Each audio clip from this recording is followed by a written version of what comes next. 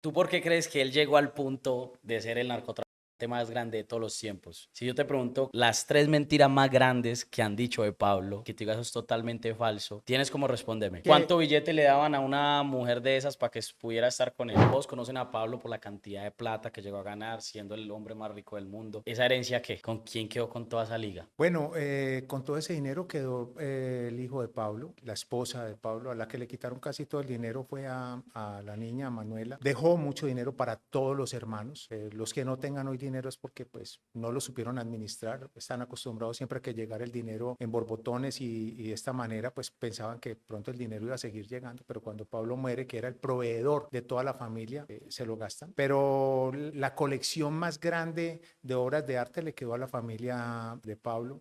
La colección más gigante de carros le quedó a Juan Pablo, el hijo de Pablo. Y así sucesivamente, casi todo el dinero le quedó a ellos. Yo no voy a decir que a todos nosotros no nos quedó algo de Pablo. A todos nos quedó un poco. A uno nos gusta trabajar, nos Mm, gusta hacerlo de nosotros, nos gusta lucharla para hacer un proyecto de vida totalmente diferente, diferenciador, ok. pero dinero hubo por miles y miles de millones. ¿Y a ti te tocó una tajada? A todo el mundo le tocó una tajada. Yo no conozco a nadie en Medellín que pueda decir, o al menos el 99%, que de una u otra manera no recibió plata de Pablo en un negocio. Si una casa valía 500.000 pesos en aquella época, se le iban a vender a Pablo, valía 1 millón. Entonces todo el mundo hizo economía a base de Pablo Escobar Gaviria. Entonces tú puedes vivir tranquilo, relajado, simplemente por las regalías de Pablo, por así decirlo. Bueno, yo te voy a decir algo. Pablo, yo creo que sigue dejando más dinero hoy que en aquella época. Hoy el turismo que viene a Medellín, gran parte de ellos vienen a conocer un poco de la historia de Pablo. Yo me dedico al turismo, me gusta el turismo, me fascina traer los niños de las comunas de Medellín a mostrarles la historia real de lo que me tocó vivir para que no se vuelva a repetir y para que no crean que esas películas hollywoodenses lo que les muestran es verdad, porque la verdad no es así. Los dolores, si los pasamos a una balanza, el dolor en cuanto a lo que nosotros nos tocó vivir, bueno, yo preferiría nunca haber tenido un solo centavo. El dolor es muy grande. Yo estuve hasta 8 días metido dentro de un cementerio, enterrando todos los días, familia ni siquiera saliendo a bañarme al apartamento porque había que enterrar hoy el primo, mañana el otro primo, pasado mañana el amigo, el esposo de la prima, de la tía. A nosotros nos tocó bastante duro. Lo que muestran del narcotráfico no es así. El narcotráfico trae muchísimo dolor. Es tanto el dolor que yo hoy en día me pregunto cómo es que los que quedamos vivos somos capaces de soportar o fuimos capaces de soportar todo lo que nos tocó soportar. He visto que aquí en el museo han llegado muchos niños. ¿Por qué los niños? O sea, yo, por ejemplo, de chiquito, pues hay que admitirlo también, uno miraba a Pablo y uno decía, uy, qué chimba el poder. Pues uno era un peladito. Ahorita últimamente, pues también los pelados, que si no son calle, que quieren ser calle, que quieren coger un fierro, que eso. O sea, y yo creo que en parte de eso, un referente ha sido Pablo.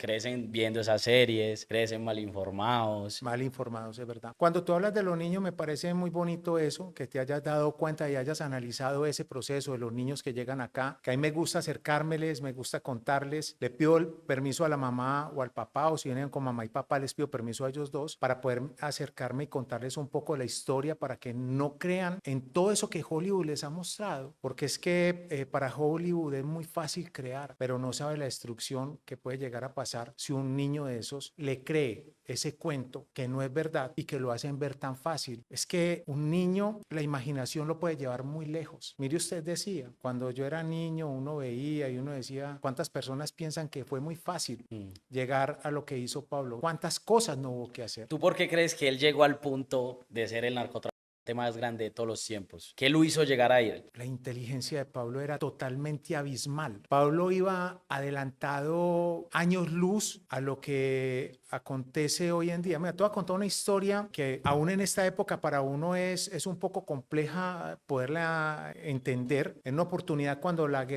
está un poco álgida, cuando había mucho problema, nos dan la opción de irnos a estudiar a Inglaterra o qué país queríamos ir a estudiar. Yo escojo Suiza, yo me crié y estudié en Suiza y en una conversación con Pablo, en esas largas madrugadas, me dice, ¿usted sabe quién va a dominar el mundo en un futuro? Y yo le digo, no, tío, ¿quién? Los americanos. Y me dice, no, el futuro del mundo va a estar dominado por los musulmanes. Hablamos en aquella época, 1984, que no existía Google. Entonces empieza a pasar el tiempo, empiezan a pasar los años, yo me voy para Europa, estudio en Europa, regreso a Colombia y vuelvo a Europa y me empiezo a dar cuenta que el bullying hoy en día, dentro de los colegios franceses, suizos, alemanes, italianos, no lo hacen ellos mismos, ya son los musulmanes los que les hacen el bullying a ellos. Entonces, yo cuando vi eso que llegué allá, yo decía, uy, Dios mío, pero Pablo, ¿cómo hacía para ver más allá de lo que normalmente uno podría ver? O sea, yo incluso me fui para Suiza y nunca percibí eso, pero hoy si vos llegas a Europa, lo percibís en todas partes, están los musulmanes por todas partes regados, hay gente muy buena también de ellos, pero el bullying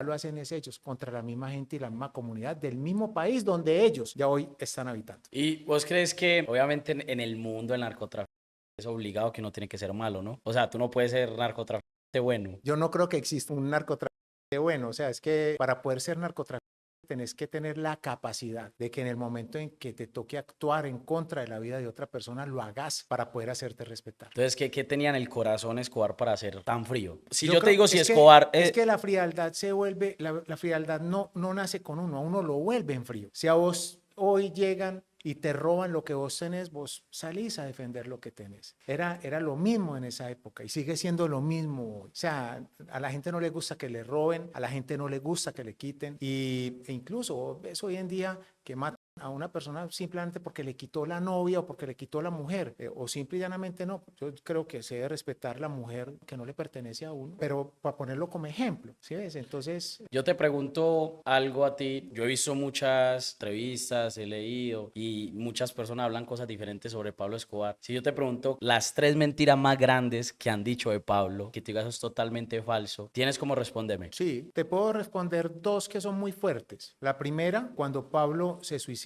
que no fue ni abatido ni absolutamente nada de eso. ¿Por qué se suicida? ¿Cómo sabes tú eso? A ver, nosotros hemos hecho un estudio, al menos yo lo he hecho muy concienzudamente. Yo incluso tengo todos los documentos legales de las necropsias de todas y cada una de las personas que murieron en la guerra que pertenecieron a nuestra organización, a la organización de Pablo. Te voy a hacer una sola invitación. Mira el video de la muerte de Pablo y analiza dónde muere el Limón. Limón no muere dentro de la casa. Analiza una segunda cosa, el tiro que le pegan a Limón se lo pegan exactamente en la frente y está en caída, o sea que él estaba de rodillas, ya lo tenían frenado. ¿Quién entrega a Pablo? El Limón. Esa es la realidad. ¿Y por qué tiene tanta relevancia si murió él o si él se suicidó o lo mataron? ¿Por qué crees que tiene tanta relevancia? Para mí mucha, porque vos cuando llegabas donde Pablo siempre había un arma a disposición para vos para defenderte, te decían cuántos tiros tenía la pistola y te decían recuerde, Pablo, ese era el lema de Pablo, recuerde, el último tiro, oído derecho, salida oído izquierdo, eso no va a fallar, pero aquí no nos agarran a ninguno. Pablo decía a mí, jamás me van a colocar unas esposas. Pablo estaba, eso lo tenía dentro de su cabeza 100% seguro. Pero llegó a tener esposas varias veces. Lo llegaron a esposar varias veces. Yo creo que una sola vez y fue la mujer que tuvo. Pero yo creo que fueron 2 veces en que lo tuvieron detenido. Uno por ahí en el 77, 78 y la segunda que es la foto más famosa de él. La foto, esa foto original. Esa foto es original, esa foto es cuando lo capturan a él la segunda vez, que él sale riéndose. Yo creo que ¿quién es una tiene de esa las foto formas. original? Esa foto originalmente se montó dentro del libro de caricaturas de Pablo Emilio.